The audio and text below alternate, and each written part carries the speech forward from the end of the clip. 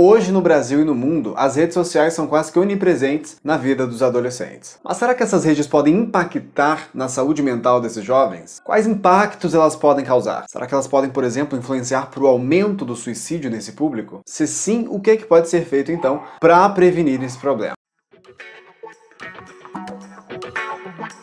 Essa semana, todos nós acompanhamos a triste notícia da morte do filho da cantora Valkyria. O Lucas, de apenas 16 anos, tirou a própria vida depois de um vídeo que ele gravou para o TikTok, fazendo ali uma brincadeira entre amigos, e ter recebido milhares de comentários negativos, de xingamentos, e isso acabou levando para a trágica morte do Lucas. Dilemas comuns para os jovens atuais podem ser difíceis de serem entendidos para a geração que não cresceu no mundo online, em um mundo conectado. Por exemplo, ter mais de 1000 amigos no Facebook, mas não falar com ninguém. Ficar triste ao ver que o seu conteúdo tem pouquíssimas curtidas, ou que o seu vídeo, sua postagem flopou, teve poucas interações, poucas visualizações. Mas a gente pode dizer que essa é uma manifestação natural da busca por aprovação tão comum na adolescência, mas que tem aí assumido novas formas, novas configurações. Hoje, o jovem ele tem buscado essa aceitação no mundo digital,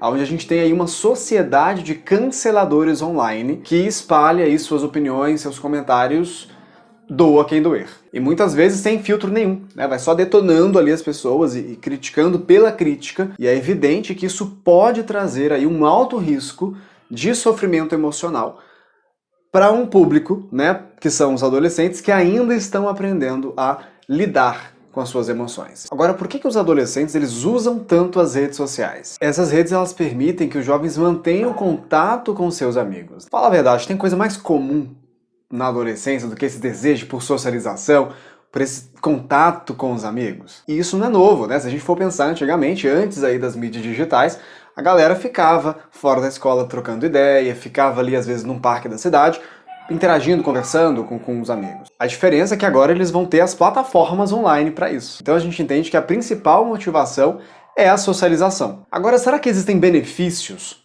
em usar as redes sociais? Sem dúvida. A gente sabe que estar socialmente conectado é fundamental pro desenvolvimento psicológico de qualquer pessoa. E hoje isso acontece no Insta, no Facebook, no TikTok, no YouTube, em todas essas plataformas digitais. E apesar dessas ferramentas não darem conta de toda a demanda de socialização, ou seja, os adolescentes eles ainda precisam do contato pessoa a pessoa, olho a olho, quando o jovem ele está conectado nessas redes sociais, ele tem aí a capacidade, a possibilidade de, por exemplo, desenvolver melhores habilidades sociais, se sentir menos isolado, aprender sobre diferentes culturas e usar da sua criatividade para impactar outras pessoas positivamente. Inclusive, até mesmo adolescentes depressivos podem ter benefícios no uso das redes, caso façam um uso aí equilibrado, um uso supervisionado. A gente tem aí alguns estudos de um cara chamado Frost, que fez algumas pesquisas nesse sentido,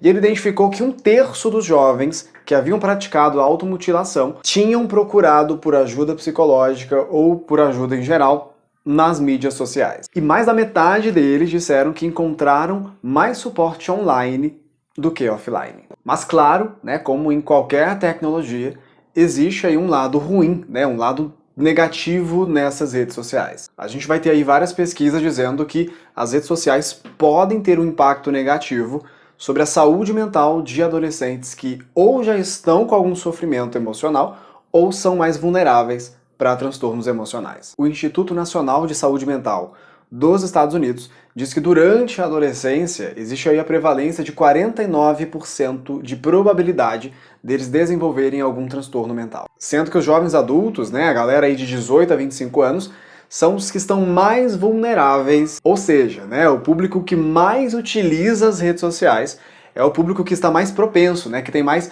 probabilidade de desenvolver aí algum transtorno mental, algum problema emocional. De acordo com um relatório feito em 2018 pela empresa Global Web Index, os adolescentes e jovens de 16 a 24 anos passam ali em média 3 horas conectados nas redes sociais todos os dias. O que é um super problema, de acordo com o JAMA Psychiatry, também dos Estados Unidos, que diz que os adolescentes que passam mais de 3 horas conectados aí nas redes sociais têm uma alta probabilidade de ter aí algum problema de saúde mental. Já segundo o Pew Research Center, 1 em cada 6 adolescentes já experimentou pelo menos um dos 6 tipos de comportamentos abusivos feitos na internet. Xingamentos, 42%, foram vítimas de boatos, 32%, receberam imagens explícitas não solicitadas, 25%,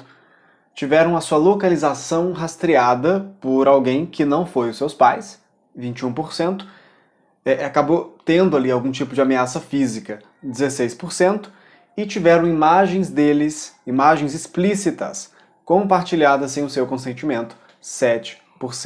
O suicídio é a principal causa de morte em jovens entre 10 e 24 anos. E em 2019, um cara chamado Sedgwick fez um estudo onde ele identificou uma associação entre o aumento no tempo de tela e a piora na saúde mental dos jovens. O que a gente percebe é que a exposição à internet, a exposição a essas mídias sociais, reforça, potencializa pensamentos e comportamentos negativos que os jovens já têm. Se o jovem tem, por exemplo, uma autoimagem negativa ou crenças de desvalor, de que não tem valor, crenças de que não é amado, crenças de incapacidade, as interações nessas mídias sociais podem potencializar todas essas crenças e pensamentos negativos. Os autores vão dizer, por exemplo, que existe aí uma associação entre comentários críticos no Instagram e o aumento de comportamentos de autoagressão nos adolescentes. James Zelazny, professor da faculdade de Pittsburgh, vai dizer que existe aí possivelmente uma associação entre esse uso exagerado e sem filtro das redes sociais com essa autoimagem negativa, essa imagem corporal negativa. Em uma dessas pesquisas, eles analisaram 15 adolescentes que tiveram comportamento suicida, adolescentes que estavam ali num hospital psiquiátrico, e fizeram um questionário. E esses questionários trouxeram aí feedbacks, trouxeram informações bem interessantes sobre o impacto das redes sociais na saúde mental desses jovens. Os resultados mostraram que 67% desses participantes relataram se sentir pior sobre suas próprias vidas devido aí às mídias sociais, 60% se sentiram pressionados a criar conteúdo visando curtidas. Por outro lado, 73% desses jovens disseram que conseguiram perceber apoio e ajuda em tempos difíceis nas redes sociais. E 90%, ou seja, a grande maioria,